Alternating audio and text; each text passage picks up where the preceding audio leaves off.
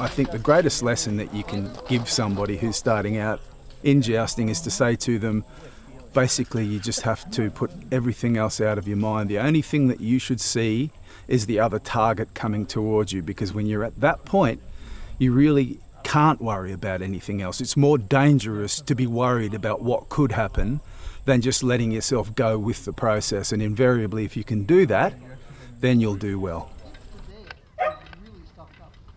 It takes such commitment to produce a jouster. It has to be something you want. And then you get all the way to the end of all of that, and you can sit on that horse and you can sit at the end of the tilt, and this has happened to quite a few people, and just go, no, I was wrong. This is not something I want to do, and that has happened to people.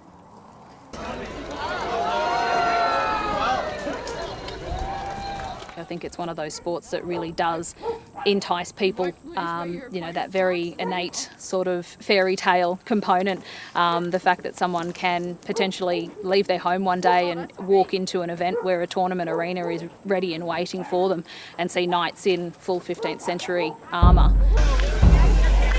So if you want Sir Justin Holland to win, give him a cheer!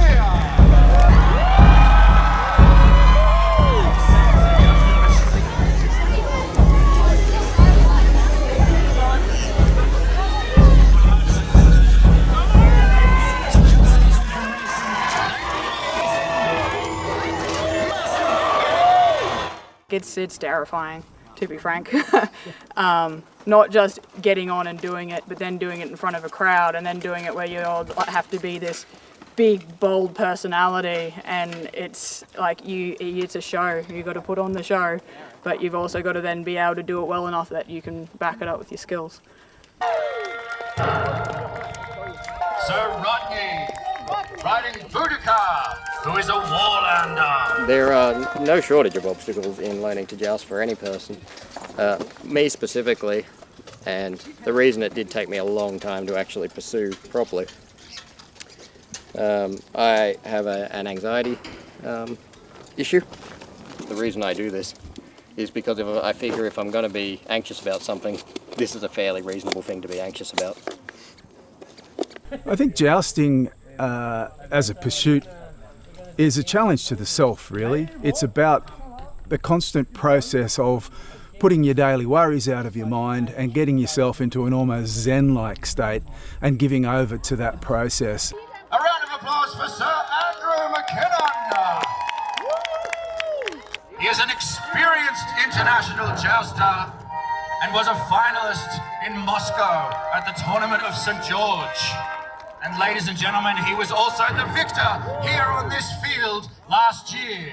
In the back of your mind, you're like, well, I can sit on the back of a 500 kilogram horse in armour and hit someone with a stick, so really this isn't anything to worry about. So yeah, I like that. I like the self-challenge of every time you're up there, of clearing your mind and just being in that moment, because that's where you have to be.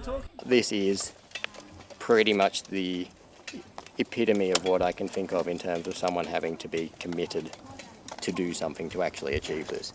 It's not just you have to have the mental mindset. You have to be able to ride a horse, you know, at a certain level.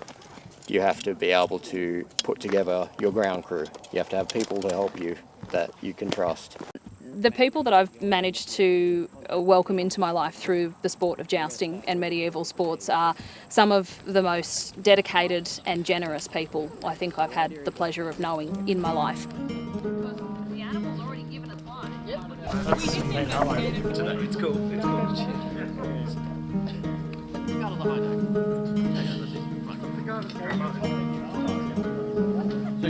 Yeah. Go for 5, go ahead.